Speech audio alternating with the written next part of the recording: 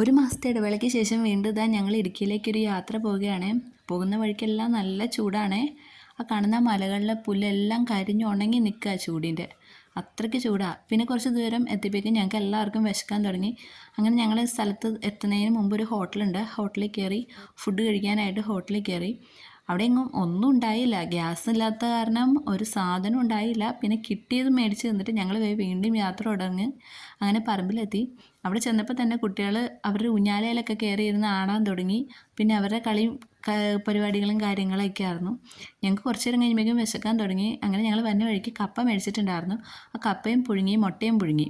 വീട്ടിൽ നിന്ന് ഞങ്ങൾ ചമ്മന്തി അരച്ചിട്ടാണ് വന്നത്. നല്ല കാന്താരിമുളക് ഇട്ട ചമ്മന്തി. ഇയാൾ എന്തിനാ കരടേന്നറിയോ? 2 മുട്ട ആൾ തിന്നു. ഇനി ഒരു മുട്ടയും കൂടെ വേണമെന്ന് പറഞ്ഞ് വാശി പിടിച്ച് കരയാണ്. ഇതാണ് എൻ്റെ ഫാദറിലോ. അപ്പോൾ നമുക്ക് ആ മലയുടെ മുകളിൽ പോകാമെന്നൊക്കെ പറഞ്ഞ് ഇങ്ങനെ വർത്തമാനം പറഞ്ഞുകൊണ്ടിരിക്കുകയായിരുന്നു.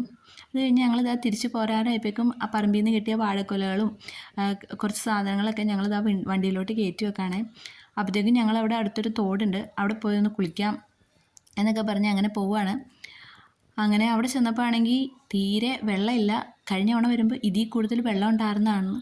പിന്നെ ഉള്ള വെള്ളത്തിൽ ഞങ്ങളെല്ലാവരും അങ്ങ് ഇറങ്ങി. നല്ല വഴുക്കുണ്ടാവും, നിറച്ച് പാറയാണേ. ചില സ്ഥലങ്ങളിലൊക്കെ വലിയ കുഴികളാണ്.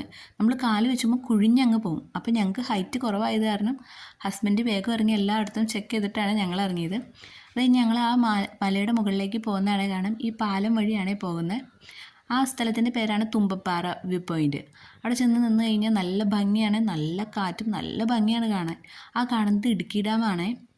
അവിടെ അടുത്തൊരു ചെറിയൊരു കടയുണ്ട്. അവിടെ നിന്ന് വെള്ളമൊക്കെ മേടിച്ചു കൊടുത്ത് ആക്കടെ വെള്ളത്തിൽ പഞ്ചസാര ഇട്ടില്ല എന്നും പറഞ്ഞുകൊണ്ട് ദേഷ്യപ്പെട്ട് പോണെയാണ്. അത് കഴിഞ്ഞ് അവിടുത്തെ കാഴ്ചകളെല്ലാം കണ്ടതാ ഞങ്ങൾ വണ്ടി എടുത്ത് വീണ്ടും ഇറങ്ങി. ഇനി നേരെ എറണാകുളത്തേക്ക്. അപ്പോൾ അടുത്ത വീഡിയോയിൽ കാണാം.